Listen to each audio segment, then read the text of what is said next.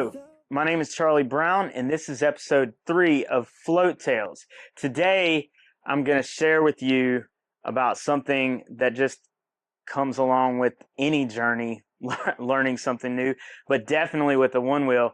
I'm talking about failing, crashing, falling. It's just part of it. One of the things that I hear most often from people who see me riding and I'm like, hey, you want to try this? Or you should ride, and they look at me and they're like, man, I would break my neck on that thing. A lot of people see the one wheel and they realize that, you're scooting across the ground 15, 20 miles per hour, nothing really between you and the ground. There's a chance for injury. And yeah, it takes some balance and some skill, something that you have to learn. So falling, crashing, getting banged up, bruised, skin, knees, elbows, it all just kind of comes with it.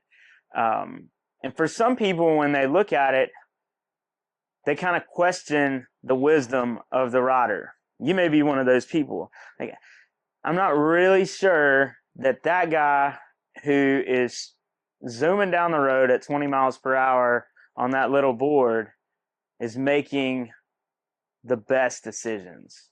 Questionable choices, right? I mean, you must be somebody who really doesn't mind taking risk. Well, the truth is, I don't love risk. I never have. I'd rather not take those chances of getting hurt. And one of the hurdles that was out there before I even started riding, and as I was starting to learn, was that I really didn't want to fall and get hurt. But it's not that easy. It's part of it. On day one, I crashed for the first time and fell down and hurt my knee. And it has happened numerous times since then. Like, I've gotten really good and not comfortable. I've gotten really good with crashing. I just know it. I'm familiar with that process now in a way that I wasn't before I started my one wheel journey. So Jesus was God in the flesh. Jesus was God, the creator of everything, as a human being.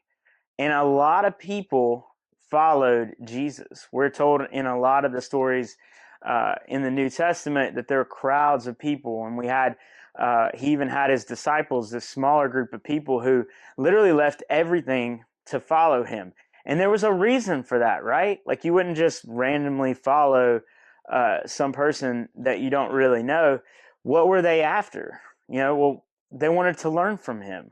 They wanted to gain wisdom, and they saw that reflected in Jesus, that there was some greatness. So you could argue that those disciples and those people who were trying to follow Jesus were chasing greatness. Here's the thing about chasing greatness. First of all, when we chase greatness, we find purpose and life becomes more fulfilling. So doing great things that we don't think we can do or that are challenging, is important for our process of being fulfilled in life. But when we chase that greatness, we also have to accept the risk of failure. Greatness doesn't come without some failure. It's just going to be part of it. And so when you're chasing great, like if you're pursuing wisdom, then you're going to have to do things that mean that you accept some failure.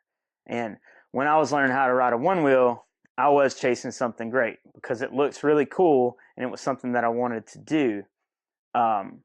So people could question my wisdom, but I'd also say that I was wise in pursuing greatness, and that trumped that risk. Like, I was willing to accept that risk to chase greatness. Here's the thing about life.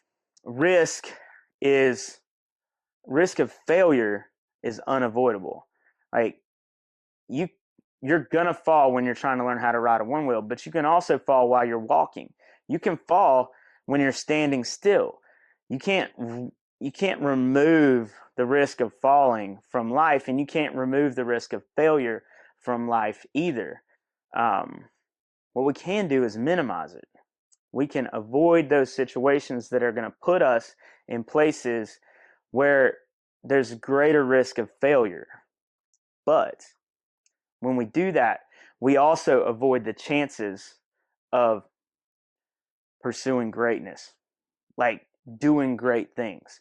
And that's not really good. And I think before my one wheel journey, I had gotten to a place in life where I was avoiding a lot of risk, but also I wasn't really achieving that greatness that I needed for some fulfillment in life. And so here's the lesson: failure is okay.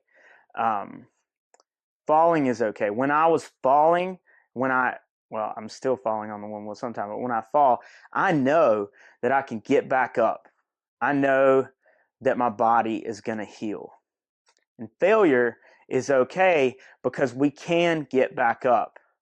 We will heal. We will be better for it. And it's not worth avoiding if we have to sacrifice the chance to pursue greatness. So, know that truth.